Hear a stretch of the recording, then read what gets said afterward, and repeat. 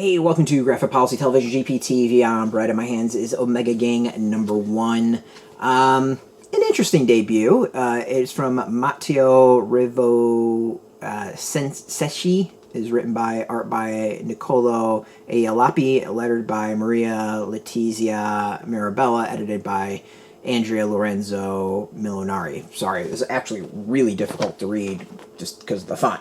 So I'm sure I butchered those, and I apologize about that.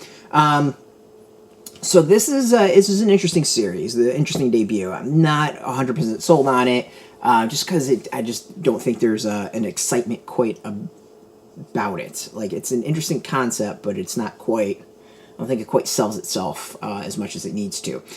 So we get a group of kids, and they are, I want to say they all have their struggles. They have, of course, different situations, different lives, and all of it is, some of it's good, some of it's bad. It's just, for each of them, very, very different lives. Totally fine with that.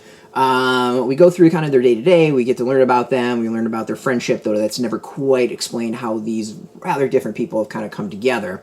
But that's fine. You don't really need to know that.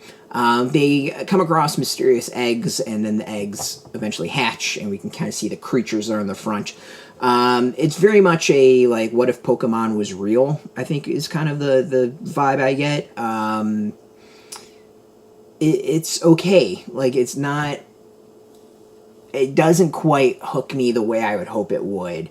How the creatures kind of hatch and come out is interesting. It also kind of, like, leaves big questions open that aren't really answered, and I think that's a little bit of an issue with the debut. But overall, like, I give it, like, a big, like, it's okay. As I said, like, it's not one that I'm gonna sit there and be like, oh my god, it's the greatest thing ever, or even like, oh, this is one you need to check out. Like, it's interesting. There's potential there.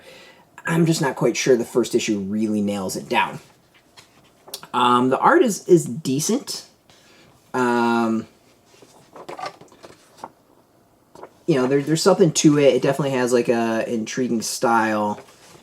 But again, I think, like, the story itself doesn't quite hook you the way you would hope. I mean, the creatures are interesting when they, like, debut, but at the same time, it's not that, like, oh my god, what just happened sort of thing. Like, there aren't that popping moments, I think, if that makes sense. And I think that kind of sums up a lot of the comics as a whole. Like, it's good, it's decent, but it doesn't quite have those moments that are really memorable and really hook you. The concept's interesting. Like, a lot about it is interesting. It just doesn't quite nail it down as to like, really rope you in and bring you in. So I kind of gotta go with it. Overall, it's intriguing. It's got potential, but You can go get it, though. It is out in comic shops. We got a link beneath this video. Put in your zip code. It'll tell if a comic shop is near you. No shop, no problem. We have some links where you can purchase your own. There'll be affiliate links, so you do get a small percentage, and by doing that, you'll support our site. So thank you for that.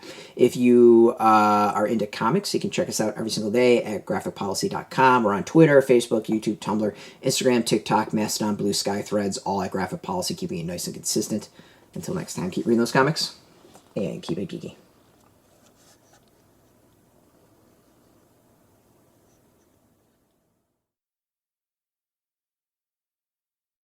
Hey, thanks for watching the previous video from Graphic Policy Television. Just by watching, you help support our site. Thank you so much. Now, if you're watching these videos, you probably care about geeky things like movies, television, comic books, toys, games, video games, you name it. You can go and subscribe right now to our YouTube channel to stay in touch and catch all the new videos, or check out our website at graphicpolicy.com. There's a nice link on this end of the video. But as always, thank you for watching. Keep on rocking and keep it geeky.